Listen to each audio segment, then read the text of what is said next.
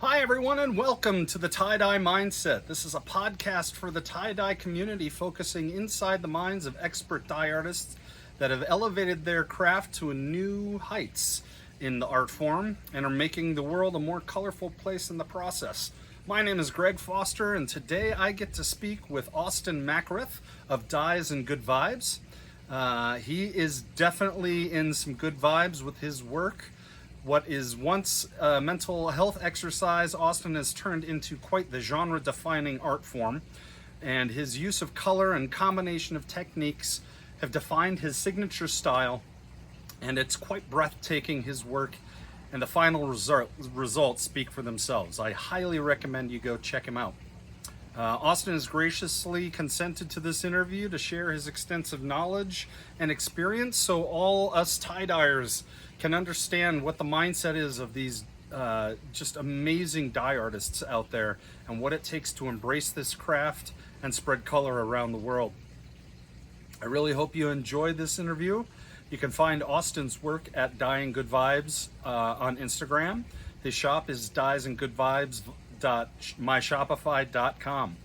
Please like and subscribe down below. If you have any comments, please don't be shy. Let me know if there's anything you'd like to see as far as interviews or content. Other than that, I hope you guys have a great day. God bless. Hey guys, welcome to another video. My name is Greg Foster. I am here interviewing amazing dyers that I have found in this community. Today with me is Autin of Dyes and Good Vibes. Definitely somebody I look up to as far as what he's putting out there, quality of his work, his ability to, and we'll get in a little more into his specific technique, but his ability to really pull from a lot of different genres or different designs and make it his own, which I think is just really, really cool. So we're just gonna kind of do the format that we did the last couple of videos, where we're just going to get into more who Autin is rather than what his techniques and his, not the nitty gritty. We don't need to figure that stuff out, and he can share that with you on his own. But I want to get to know more the person behind the creation. So Autin, thank you so much again for joining us today. How's it going, man? It's going good. I just got done with my own little interview with another dyer, and I'm stoked to be on here talking to you. I'm glad that there are people out there who care about who we are as people. Yeah, man. Just to give you a little insight into my background, I came from, my father was a minister in the Episcopal Church ever since I was a kid. My mom and dad were definitely young adults in the late 60s and were definitely part of the counterculture, the hippies. Nice. I grew up in the early 70s, very much surrounded by that kind of peace, love, and happiness mentality, which, I try not to make light of. It's certainly part of who I am, very laid back. I try to be at least very much into the art form of color and happiness. So I was raised in tie-dye culture, if you want to call it that. Never, my parents didn't really do a lot of it, but there was certainly a lot of it around us when I was really young. Those are my earliest memories.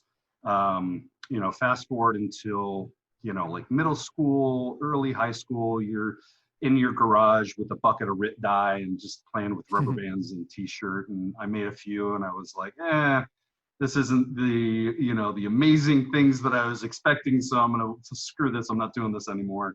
Right. And then fast forward to about a year ago, I own a hot sauce company, and I wanted to make more eye-catching, engaging shirts, logo T-shirts for my business. And having being a creative person myself in my history, I wanted another way to kind of get my creative edge out there, feeding that gene, as it were. And tie-dye really kind of fit the bill, and I stumbled upon some instructional videos on YouTube that were very helpful, encouraging me and giving me some very, very basic technique. And I just went whole hog, and now I'm hopefully nipping at the heels of people with your caliber of skill. I know I don't have the years behind me that it takes to get there, but we're coming up on it, and I'm having, it's just one of those things where it's very peaceful.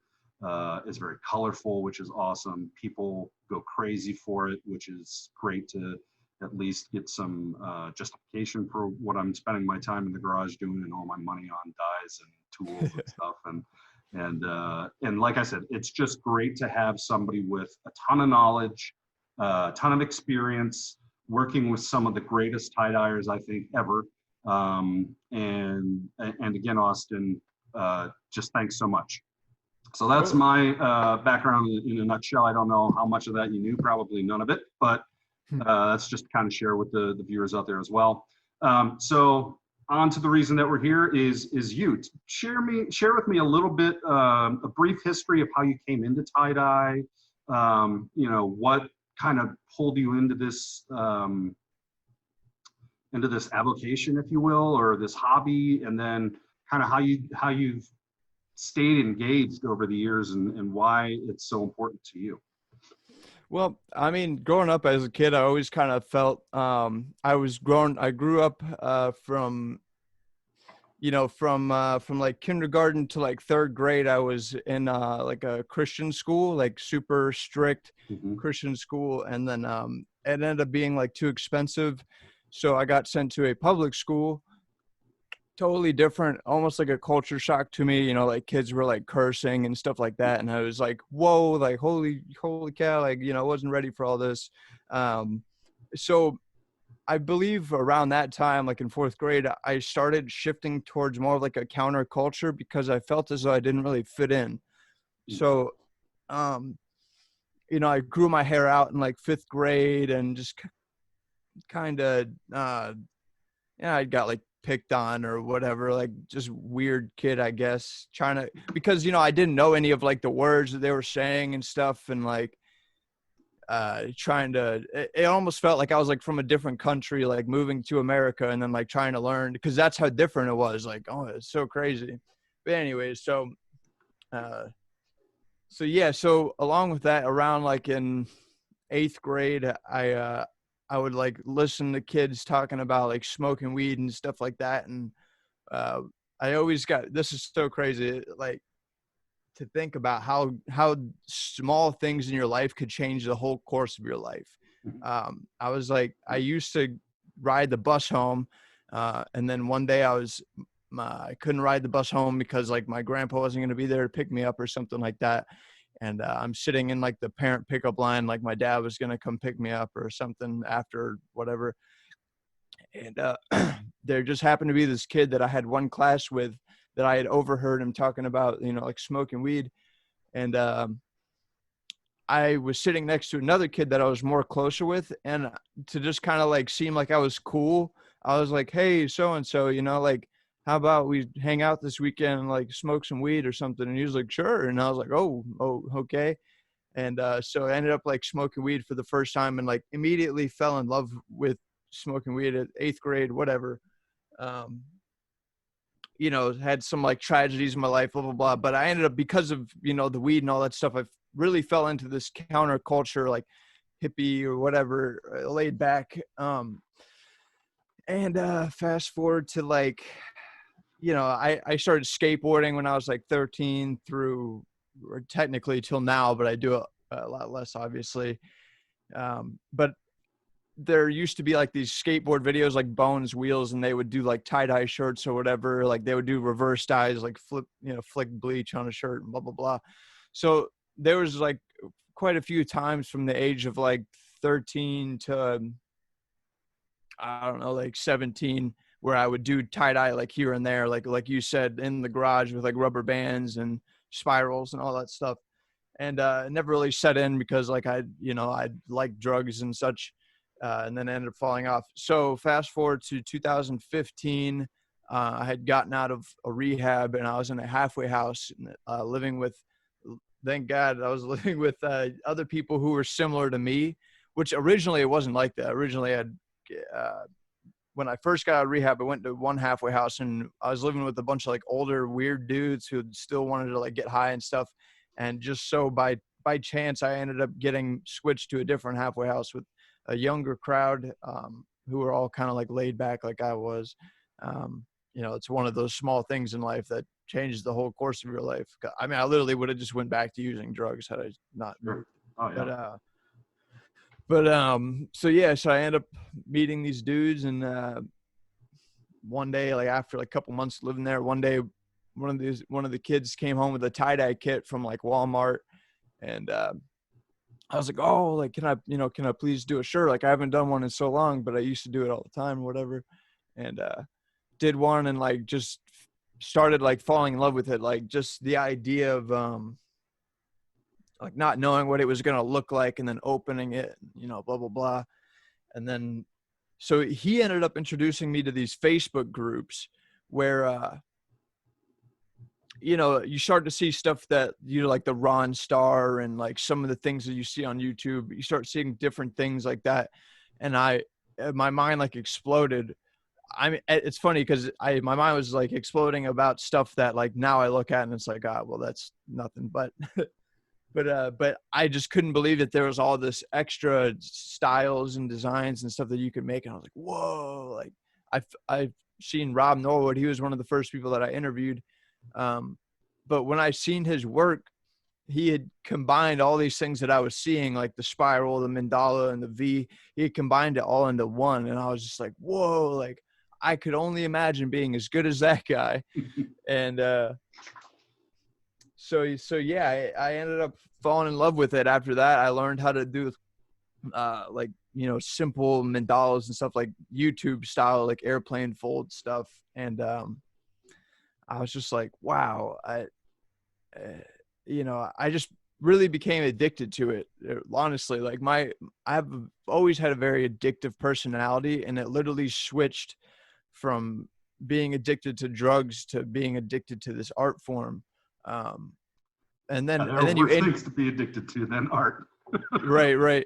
So then there's just so many things that are addictive about it. I mean, you just all these different like styles and possibilities, and then you open it up and it's like Christmas morning, like when you're opening up a shirt, you wash it out, and especially if it comes out like how you thought it was going to turn out in the beginning, and you're like, whoa, like, oh my gosh, it's so crazy, blah, blah, blah. And then you start introduce selling into it.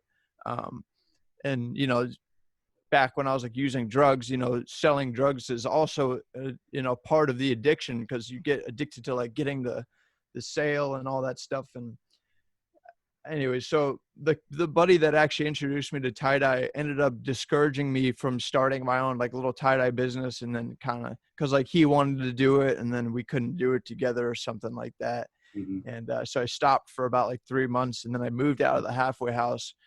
I had a girlfriend at the time, and I would be like tying stuff on the floor, and she'd be like, oh, like come hang out with me. And, I'd be like, oh, like, let me just do what I want to do, and that ended up not working out. And then I ended up just like tie-dyeing, like, after I moved out of that apartment, I moved into a house, and I ended up just tie-dyeing every single day, and I worked as an electrician, by the way, this whole time up until now. I'd been working as an electrician, generally 6 days a week, 8 hours a day, whatever. So every day I'm coming home after work, and I'm either tying something or I'm dyeing something. Around this time I'm doing like ice dye. This is actually one piece from 2017 that I did with Wade Gruhl. As you could see, the mandala structure is a lot different than what it is now. And so yeah, what was I saying? My bad, I lost my train of thought. But anyways, so yeah, I started doing it every single day, started getting more sales and stuff like that. Mm-hmm. I had neighbors. I mean, like I wasn't selling that much online. Like I had just started my Instagram, like didn't have many Instagram followers, sort of selling stuff on Facebook. Facebook's like a really difficult crowd to sell to, because it's like a lot older crowd. They're less prone to spend money on stuff. Back then at that point in time, like in 2016 or 2017, like if you said $50 for a shirt, that meant you were like Dan Dema, like you were like the best at the time. Mm-hmm. Whereas like now, sell stuff for like, I've sold shirts for like $200 or whatever, or, some shirts go in auction for like 400 or whatever. So as you progressed into more of a professional tie-dyer, what is it other than, I guess the sort of a dopamine dump that you get from sales or from keeping the art fresh. What other things are there that are keeping you engaged in the art form itself? So, okay, so a lot of things, one thing that I noticed that a lot of these older dyers, they always only do one style. And I never really understood that, because how do you not become stagnant when you're always doing the same thing? You Mm-hmm. know? So my point, and I believe I was the first to start doing this, other than Rob Norwood somewhat had kind of a combination style, but still always kind of stuck to the same combination really. And now anyways, I believe I was the first to create like a true combination of styles. And what kept me interested was learning each individual style and then learning how to apply it into my own creative design. And When you were learning those specific styles, were you reaching out to tie-dyers that you saw were more expert in those styles, or were you dabbling in it yourself and kind of doing testing and figuring it out on your own? so I would hit people up, sometimes I would ask some people, and basically 9 times out of 99% of the time, they're not going to share anything with you, just like how I wouldn't share anything with anyone. It's, because the thing is if you're going to go out of your way to teach somebody exactly how you do it, one, it's not going to be easy to do that. Like, you're going to have to spend a lot of time with the person. Sure. But two, then you're just teaching somebody to water down your art. I mean, why wouldn't you want somebody to like learn their own way? Because then it would create their own style. Mm-hmm. You know what I'm saying? You always want people to be individual. So What how do was you the feel question? about guys like Mr. Tie-Dye, who's out there basically for free, giving out free lessons on how to tie-dye? How does that make you feel? I mean, to be honest with you, I'm not familiar with them. I've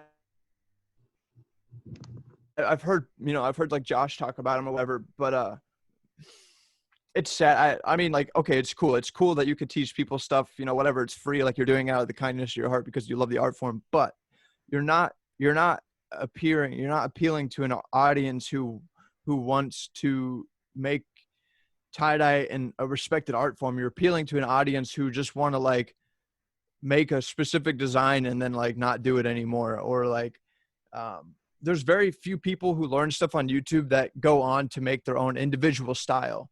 Right. Whereas like I personally I always wanted to figure out how to do this one thing, but with the intention to make it into my own style.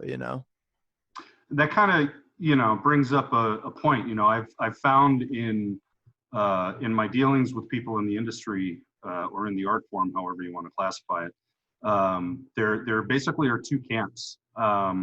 One, kind of like yourself, where it's like I don't want to teach anybody anything because I feel like it's going to dilute the art form.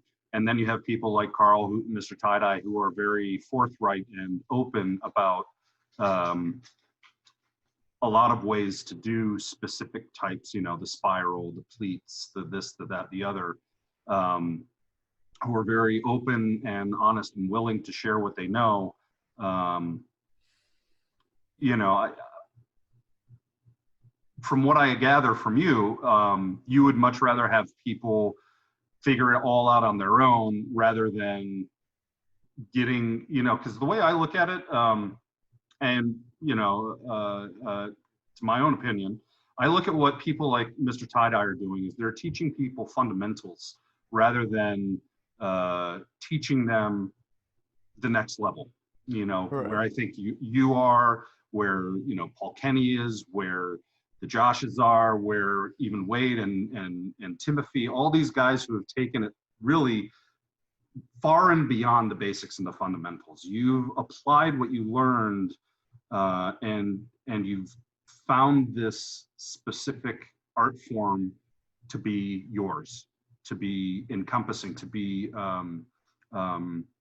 something that's grabbing you at your core, and are taking it in your own direction, which I applaud. And I would never think that it would be appropriate for an artist, which I consider you guys to be, to tell somebody who's just for the first time learning how to do a spiral or learning how to do an accordion fold. I would never expect for you to reproduce what you do on a level that they're going to understand so they can immediately turn it around. I mean, Right. it took me dozens and dozens and dozens of shirts to get the ripple down after watching Josh's video, you know, and paying $100 for that video. And I saw that more as this is another fundamental. And what I've seen you guys be able to do is take that very fundamental instruction and move it beyond that. And like, you know, and I come back to what you said about people who watch that stuff on YouTube aren't going to apply those lessons and take it into their own mind, shake it up, and bring out something new. And that kind of goes into my another thought, another question I want to ask you is going from the counterculture art form into a mainstream where a lot of people can consume this art form or produce it themselves. How do you kind of balance the artist's mindset versus the commercial mindset?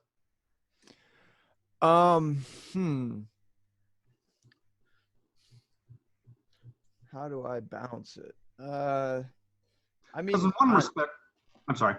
Well, I'm trying to think of what you mean exactly. Like, so what in do you one mean respect, exactly? you've got where you're sitting as an artist, where you've pushed beyond the fundamentals and you've created your own styles. And Right. once we're out there perfecting styles and have created styles, Paul Kenny, for example.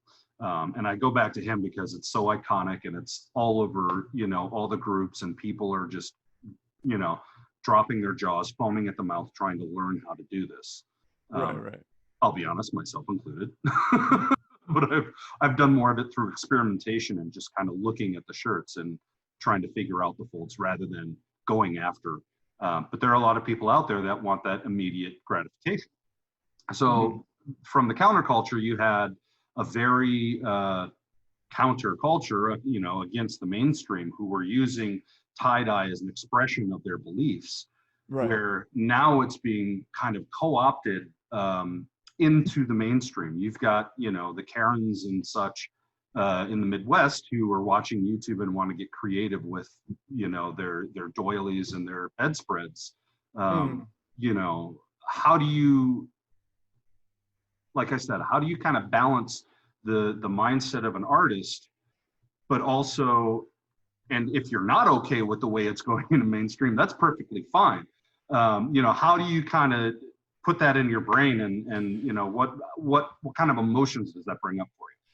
So I would like to see this become mainstream, but have the art form become mainstream, not the type of mainstream where you have like Louis Vuitton, like, you know, splashing dye on a dress and charging $800 for it. I would like something that I do intricately onto a dress, charged $800 for it, because that's, you know, worth it. They're just taking advantage of tie dye, whereas like I look at what I do as dye art. Yes. You know, Yes. I announce, or I say, I don't really like the word tie-dye because it's viewed as like this commercialized spiral that you buy at like the beach or at Walmart, or like, you know, Armani or whatever makes the tie-dye dress shirt or something, you know, like there's a huge difference between splashing dye on something or spending 30 minutes between tying and dyeing, and then someone like me who spends 4 hours tying and 4 hours dyeing something, you know, like on one thing. Like I literally spend about 8 hours on most, like a lot of my stuff. Because and then another thing is I know exactly what, everything that I do, I know exactly what it's going to look like. Like there hasn't been something in a long time that I've made that I don't know, like, hey, this, I guess I do the abstract hooded long sleeves, which is like my own, that's my own version, I guess you could say, of like ice dye. But I've kind of like tweaked it in a way to like, I don't really want to get into it much, but it's my own version of ice dye. But that's the only thing that I do that like I don't know exactly how it's going to turn out. But everything that I intentionally tie and dye, know it's how it's going to come out. Is with purpose. Right. Yeah. Yeah, exactly. Basically, I would like if tie-dye with purpose became mainstream and was actually worth money. Like if I could get like a movie star or a musician or someone who like would rock, you know, one of my shirts or one of, you know, whoever, Paul Kenny shirts, whatever, and be like, hey, support these people, like check this community of people out who create Now that this. goes to, again, the kind of commercialization. And I think you mentioned it. A lot of people have a hard time justifying the cost of a piece of art on a t-shirt, right?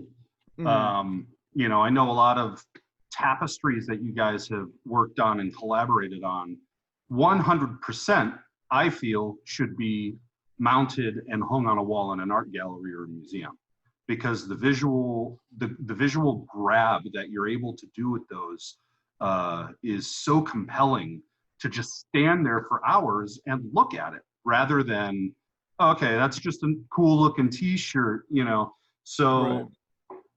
I see personally that you can only take a t-shirt so far, even if it's like the most beautiful piece of art, dye art or whatever. It's still, at the end of the day, a t-shirt, right? A piece of clothing, Right. and I think partly as we get more mainstream with tie-dyeing rather than dye art, hopefully those people who become more inducted into the pleasures of tie-dye can start to open their eyes and see the value of dye art.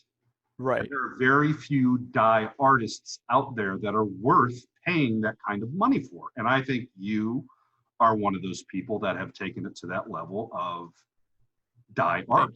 And hence the reason you and I are talking. Right. Right. And I want to get, and again, I'm trying to get into your head a little bit about how you've made that step from being a tie-dyer into a dye artist. Okay. Does that make sense? Yeah, I can elaborate into that. Sure. When I first started out, I was doing tie-dye, I was doing ice dyes and stuff like that. And it wasn't until probably say 2 years ago is when I noticed that what I was doing was art. Because I finally figured out how to put the design that I wanted in a certain spot. And then like, I learned how to control the fabric. I learned how to control where the dye lays, what the design will look like. And at that point in time was when I was like, oh, this is no longer, like a spiral, and I don't know what it's going to look like when I'm done with it. This is something that I can control and then make a variation of it and, make it into art. So, and I did that just by learning, just by wanting to do something different that I wasn't already seeing. And I did that by doing stuff that I was seeing. That's a different, because I always encourage people to create their own style, whereas people see what I do. If they know about the dye community, they see what I'm doing as like, I'm combining several styles that other people do into one. And I call it my combo style. Like if there was a name for the style that I pioneered or invented. So the transition basically was about 2 years ago when I realized, because when you're tie-dyeing in the beginning, you don't really know how it's going to turn out, what it's going to look like, what goes where and so forth. And then there becomes a point where you figure out, you learn what you're doing essentially. So you know what it's going to turn out, or pretty much close to how it's going to turn out before you do it. Back when I made this in 2016 or whatever, like I didn't really know like these things, like I didn't know what that was going to look like, but everything I do now, I do with purpose. And the moment that I realized that, which was about 2 years ago, I realized I knew what I was doing. I knew where it was going to be on the shirt or the fabric. And I knew how to place things in different places to make different variations that I had never seen before. And once I started doing things that I had never seen anyone else do before is when I was like, oh, this is art. This is something different than tie-dye. This isn't something that you spend $20 on.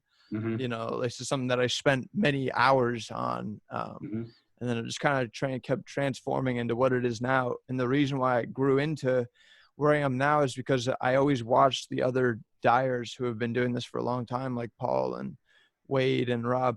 and they always not putting them down or anything, but they've always kind of done like the same thing, very Hmm. repetitive. And I never wanted it to become stagnant because they don't tie dye all the time. This is what I love to do. I want to tie dye all the time.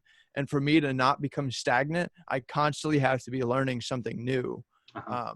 So every time I just learned this imagery style like a couple weeks ago, I literally fell in love. Like now these shirts, like this skeleton shirt, that shit took like 8 hours to do, Oh, that. between the scrunching and the dyeing. And that time goes by so fast that I don't realize how long that it takes me. See, back when I'm doing my combo with spine, or like my, my other like traditional styles that I pioneered or whatever, um, it takes a shorter amount of time, but because I've done it so many times, it becomes repetitive, and then it seems as though it's taking longer. And now that I'm doing something new, it seems fresh. It's like I'm enjoying it more. I've Right. fallen in love with the art form again. Right. But yeah, that's where I'm Cool. at. Cool. So, we've talked a little bit about some other really, really good dye artists out there.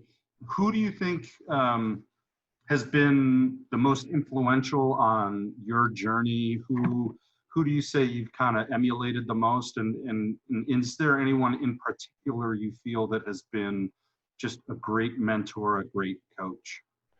So in chronological order, I would definitely say that Rob Norwood was my very first inspiration. His art was the his art was the thing that made me realize that more was possible with tie dye.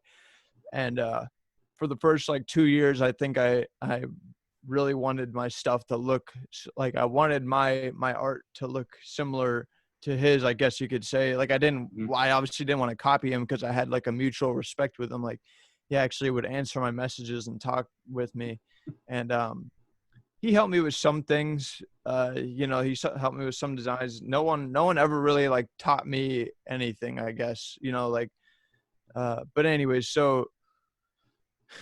he was my big inspiration. And then I learned how to do like the spirals and the mandalas all in the same thing. And then I started, moving on. And then Dan Dema, he was a huge inspiration. He had like the brightest colors at the time. He had the brightest, most crisp colors of anyone in the whole game. Like there was at one point in time where Dan Dema was like the best. um yeah, I'm not going to dwell on him, but yeah, so he inspired me to make my mandalas more, see how these are like triangular, and Yeah. it's not very connected or intertwining like a actual dream catcher. Well, his kind of was like, looking back on it now, his anyways. So yeah, so he inspired me to want to make my mandalas look better, so I did that. Hmm. So now I'm edging into like 2018ish, where I start seeing a lot more of Paul Kenny's work. And Timofey started iterating Paul Kenny's work into his, and I was like, Hmm. oh wow, like, this is pretty crazy. Um, so I started talking to Paul Kenny more, and Paul Kenny kind of introduced the idea of the chemical aspect of tie dye. Even though Paul doesn't really believe in like any certainty in tie dye, he somehow inspired me to believe that it was possible to be certain about a design, even though Hmm. that's not what he's about at all. Like he Right. can't replicate anything he does, and so on and so forth. And he'll tell you that. Um, so at this point in time, now I'm mixing the spirals with the better looking mandala. Now I'm starting to iterate the Paul Kenny style into my style and weave it all together. And this become that's when I started forming like my combo style. And so yeah, I would talk to Paul on and off because it actually took me a very, very long time to figure out how to like get my dye to look how it does now. And I figured it out by taking notes. I love to tell people this, because I know most people won't do it, but I I would take every single variable from temperature to timing to sometimes humidity, which whatever, but yeah, so temperature, timing, batch time, how you mix your dye, different kinds of water, all the chemicals and stuff like that. and I finally got it down to where I was consistently getting like crisp colors that was also bright, which is very difficult to do. Mm-hmm. Like it's very difficult to, because dye likes to run. It's liquid. It's a liquid in a shirt. Like if you Yep. dump water on your shirt, it's going to spread. Well, dye is the same way. So I had to figure out a way to get the color to land exactly where I wanted it to land, and I wanted it to stay there while it was batching. And it literally took me, I think, a whole year. I think it took me a whole entire year of recording variables to figure that out. Mm. Um, and then once I got that out, I mean, I was already looking at it as art by that point. Uh-huh. Um, and then, yeah, I would just do all these different kinds of variables. And then, Josh Hudson ended up coming around, and he was like, well, Jake and Josh both kind of like did the similar thing where they kind of like, they were inspired by me. I totally understand it, but they were like, copying my style directly. And my style is very like niche, like, Mm-hmm. and when somebody does something similar to me, like I know that they're doing something similar to me because of how like unique it is. Um, so anyways, so they actually inspired me to start doing different stuff. Like Hudson started doing like the wigwag stuff, and I was like, oh well, like he wants to copy me, like I'll do the same thing. And I started iterating the wigwag into my style. Um, and I honestly, even though like I really didn't like that period in time, and this is only like last year or whatever, I didn't really like this period in time, because of the person that I am. I actually like befriended Hudson, and I started like talking with him, and I still talk to him frequently. Um, but even though I didn't like the fact that he was doing something similar to me, Mm-hmm. because I felt as though it was watering my style down, it inspired me to grow even further. And now here I am, in the past month or whatever, learning a whole nother style that I'm now going to implement into my combination style. Like right now, I'm doing like Pokemon or whatever, but really what I'm doing is I'm trying to get as intricate as I can. Like you start off with like a Squirtle, which is pretty, somewhat detailed. It's got the detail on the shell, and then like the Right. Bulbasaur, which is asymmetrical. It's not as symmetry, so the shirt has to lay flat to do it. And then just did a Charmander, which has a lot more like close detail with like the fire and the tail and all that stuff. So I'm trying to get as intricate as possible with the imagery style before I'm going to implement it back into my combination style. And that's kind of always been like the repetitive thing that I've done Right. Right. when I learn something new. Yeah.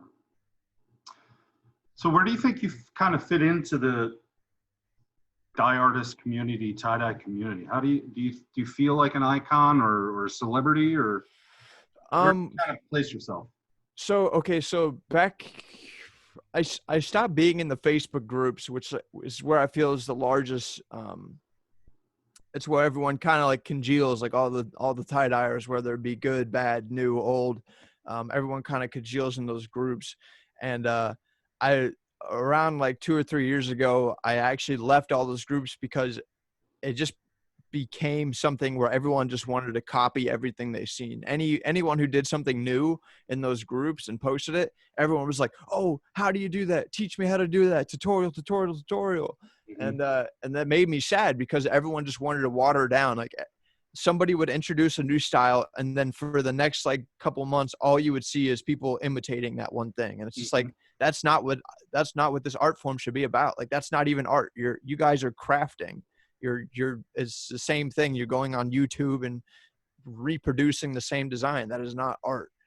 And so anyway, so I left all those groups, um, and I started I started becoming very consistent on Instagram. And I didn't really know, like I knew some tie-dyers follow me or whatever. I don't really know like where I land because I'm not interactive in the groups, but I do have like a lot of followers on Instagram, and I know like a lot of other dyers follow me on there. And I have at least like at least one new dyer a week, every week, hitting me up saying like, "Oh, hey, I love your stuff, blah blah blah." So I would assume that I'm well known, I guess, but I don't really feel any type of way about it. I just love what I do, and I just want to see the community as a whole grow. Really. Cool. Cool. Do you think that the the way that you've positioned yourself, or the way that you kind of look at yourself in the community, has informed or affected how you present your work? Um, I try to present my work as something that's like exclusive, like difficult to get. Essentially, that's how I formulated the drop technique. Um, so Katie Diamond Wolf actually was doing drops before me, but she didn't do them consistently. She was actually very inconsistent with the drops that she would do.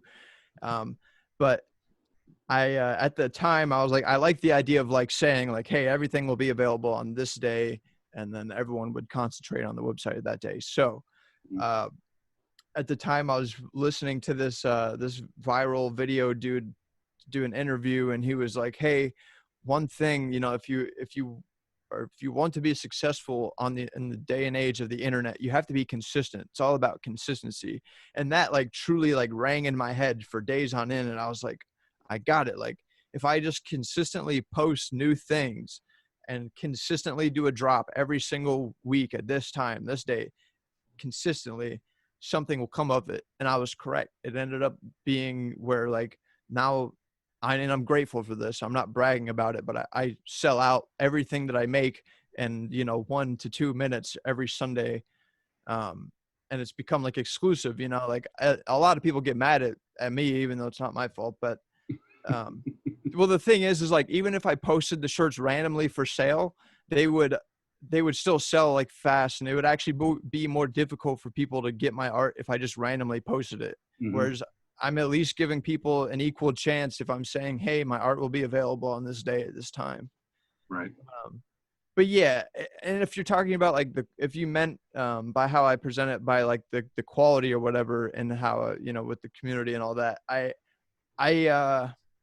guess I'm not going to say like I'm cocky or whatever, but like I do like to be the guy that's like, hey, I did this first, you know? For sure. Yeah. No, I mean, there's definitely a certain ego when you're putting a piece of your own art out there that is reflected, and you know, each individual is a little different on how they bring their ego to bear. You and I talked briefly, I think, before we got started, and you sort of touched on it at the beginning, about how tie-dye kind of brought you out of, you know, into recovery, as it were. You know, myself, I'm in 6 years sober, in recovery, and you know, that transition initially for me was challenging. I didn't have the immediate draw into tie-dye to kind of distract me. I had other things. But once I found doing tie-dye, it really brought a way for me to kind of distance myself from some of the insanity going on in my head, and it gave me some solace in focusing my energy and my thought pattern into specifically what I was doing. Have you found that to be the case for you as well? Yeah, I definitely say so. I definitely know that my addictive personality has influenced the way I look at my art and such. I mean, I tell this to people, and it's like cliche or whatever, but like my art literally, like this art form saved my life. Like had I not found something that I could really latch onto, I would just kind of be aimlessly wandering through life still. You know what I'm saying? Like I truly do believe that there, you know, each person has something that they'll eventually find that'll be their thing, you know, and they love to do that every day. Some people may never find that. Some people live a whole lifetime and never find that. And Mm-hmm. I just so happen to be lucky enough to find the thing that like you know, my soul and physically I latch onto. And you know, my addictive personality amplifies that, and I just feel fortunate to be able to be where I'm at and have found this art form. Cool. So tell me, are there any other interests or hobbies that you kind of play around with, or is your dye art kind of what encompasses your brain these days? Another reason why I feel like I like tie-dye is because I've never been good at anything else. I feel you, man. This is the first thing I've ever really been good at. Yeah, I was a big skateboarder, but like and I could do like a lot of skateboarding tricks, but like I would never be able to be like professional at it. Like, you Mhm. know, that's just something I enjoy. I have not done that in several months. I used to go every Sunday. It's because of my sleep schedule, really, but I used to go every Sunday with my buddy, and I used to go to street skate or whatever. But recently I've been staying up till like, you know, 3 or 5 a.m. and then I don't get out of bed until like 2 or 12 or something. And Sure. then, and I haven't for a couple months, I haven't been able to get out of that. I can't go to bed on time. And then I like feel, if I do try to go to bed early, I feel guilty because I haven't got enough stuff done. And I'm just like, and Feel then, you. It's one of those things. I'll be out in the garage working, and I'll look at my phone. It's like, midnight, 1 o'clock. I'm like, oh my god, I'm right. going to bed. Yeah. Like time doesn't exist. Time flies when you're Oh, having fun. oh, for sure, for sure. What do you think? Other than, is there anything other than tie dye that you're passionate about right now, or is tie dye kind of your game? Well, there's my business, which is the tie dye, but how I like run my business, I'm very anal about, you know, like I ship out next day, I answer my messages as fast as I possibly can, you know, I reply. Um, I feel as though like I was kind of like born to be like a business person, you know, uh, I was born to tie dye and I was born to sell it, I guess.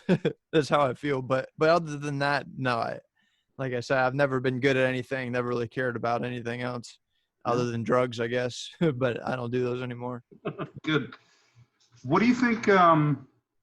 Looking down the road 5, 10, 15 years from now, where do you think you'll be as far as in tie dye, or just, what would you like to see happen?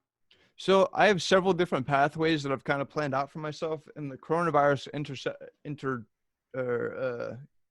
whatever Diverted all of that. right interfered this idea. But I got this book, Showing 101, Oh, cool. and I feel like making custom clothing would be so dope. Like, okay, so I dye like a piece of charmeuse silk and Sure. then line it on the inside of like some terry cloth pants, and like the terry cloth could be just black or it could be dyed, or Hmm. there's so many different possibilities because of all the different fabrics and the way that the dye interacts with the fabric. And it would make it so like I don't have to be so intricate on the design, or I could make it intricate and then charge more for it. But I feel like, you know, if I were to just buy a pair of pants and dye them, I could sell them for like $80, maybe $100. Hmm. But if I'm hand making like a pair of pants, I could probably sell that pair of pants for like 200 to 300, or so on and so forth. Sure. Yeah. Back to the Louis Vuitton dress thing. Hope I could only, you know, pray and hope that I would have a name like Louis Vuitton someday. But but yeah, so that's one pathway, and the other pathway is galleries. Hmm. Been fortunate enough to have like some glass galleries start adopting, you know, tie dye. So the Lifted Barrel Gallery in Level 42, they've been super supportive of the dye community, and I'm glad, and um, I hope other galleries start to view tie dye as an art form as well and start to include us. We're only going to take up a little bit of your wall space, so hit us up. Unless it's, some 30-foot by 30-foot tapestry. Right. That would be pretty cool too. That would be really cool. I'd love to see that. Yeah. But Um, yeah, or I guess one other thing is, you know, other than like the galleries making custom clothing, it would just be to just continue to create and get more intricate and smaller detail and more detail, and just keep going with the technique. But there's only, eventually we'll max out on technique eventually. I don't know what that will look like, but I'd imagine it would look pretty damn crazy. And I hopefully by that time, you know, that type of shirt will be worth like $300 to $500 or something. And I would only have to make 10 shirts a week. And so I could have free time to live my life, but, I'll keep working until we get it there, you know? yeah, for sure. What would you consider to be, your greatest success in tie dye? Um, hmm, that's a good question. Um, the ability to consistently sell prints, honestly, because so normal artists like painters and stuff like that, they don't make a living off of selling originals. They Right. make a living off of selling prints and printed items. So Mhm. the fact that I can now like sublimate onto a shirt or sublimate a tapestry and then sell it just as fast as I can sell my shirts, I view that as a pretty large success, because that means that my audience is now seeing tie-dye as an art form. They think that my design is cool enough to where they don't mind that it's not the original. Like they're like, wow, or I might not be able to afford the, $700 or $1,000 tapestry, but I could afford this $70 print, that's like a half size or whatever. Sure. But that's a pretty huge success. And I guess other than that, was recently, it didn't really happen, but it almost happened. Me, Josh, and Jake were all supposed to be in this Lifted Veil Gallery opening show, and Yeah. Banjo Glass and a bunch of other like insane artists were also showing there. So to have my name on on the same roster as them was pretty cool.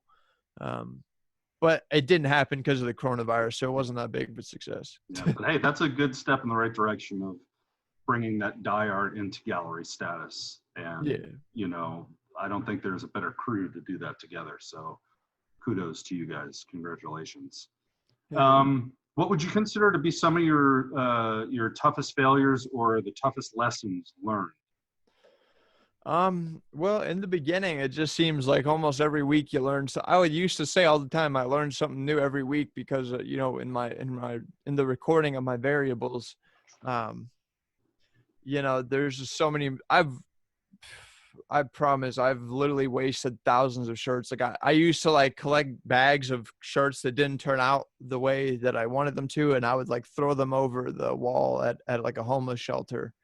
Um, and yeah, I don't know. So yeah, basically just, I don't know. Fair enough. Yeah. There's lots of lessons in there, you take what you can from each little one, I guess. Yeah, definitely. So if you were to go back, knowing what you know now, what do you think you would have done differently anything, if you could start all over? I probably, me and Hudson always joke about this, but if we could go back in time, we would teach ourselves like everything we know now, so we could be like the first people that did it or whatever. Fair enough. Yeah, your starting point would be a lot further ahead for sure. Yeah. I mean, Hudson kind of got that too. I mean, Hudson hasn't been doing this for long. I feel like he kind of got the expedited thing. That's a long story, but yeah, if I could go back in time and teach myself everything that I know now, back then, I can't even imagine where the art form would be now. Or we're just lucky that we are as good as we are now, because maybe if we were this good back then, back when I was selling $35 shirts on Facebook, I would have to be so good now for my art to be the same price as it is now. You know what I'm saying? Yeah. That's why, because when Hudson started making similar stuff to me, and he would ask me, how much should I sell this for in the beginning? Because I sold my stuff for like $35 for the first 2 years and $50 for the next 2 years. And now I'm working all the way up until, 100, 200, whatever. He asked me how much he should charge his stuff for. And I was like, well, I mean, if you're, doing something similar to me, like you should be charging what I'm charging. So he kind of got the head start or whatever, as far as like the price point goes. So I had to say like, okay, so this is what this looks like. This is how much it's worth, and then I had to just continue to grow and then charge more and more as I start spending more and more time or perfect, that specific design more and more. So my audience, a lot of whom have been following me for several years and who have seen my progression, they've also, seen the price points, but they also have seen like the growth that I've made. So they find the worth in how much like I charge my stuff for now. Cool. Yeah. Cool, Austin. So kind of as a final thought, what would be one thing that you would like to share to an audience, the typical audience that will probably consume this type of media, would probably be somebody, let's figure in the newbie kind of range, the crafter, as you put it. What would be your one message to them? Just be creative. Like I realize that like people who have been doing this for longer, like inspire you, but we want to inspire you to be creative, and to do something different, do something that nobody else is doing, not to do what we are doing.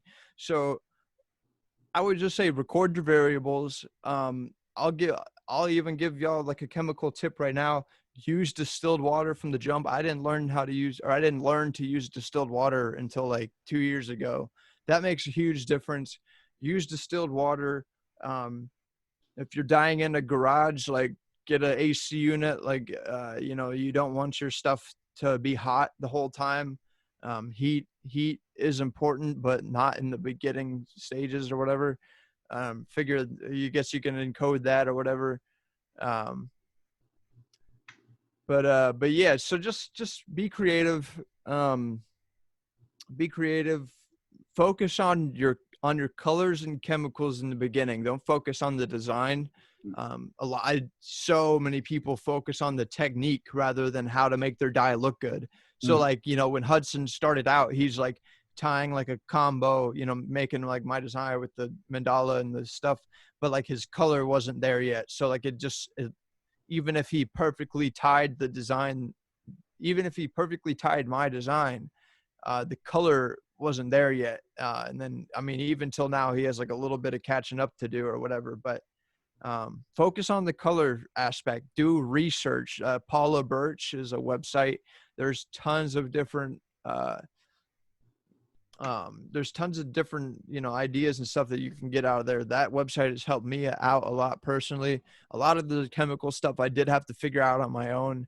I will say this, Procyon dye, Procyon MX dye, this is how it works. Like, uh, it goes through this thing called hydrolysis, and it hydrolyzes to the chemicals that are larger than, or no, it hydrolyzes to the chemicals that are inside of water. That's why you use distilled water. So think of that. Everything that you add past the distilled water, though it may have a different effect on the dye, your dye is still bonding to it. So the more stuff your dye has to bond to, the less it's going to bond to your fiber.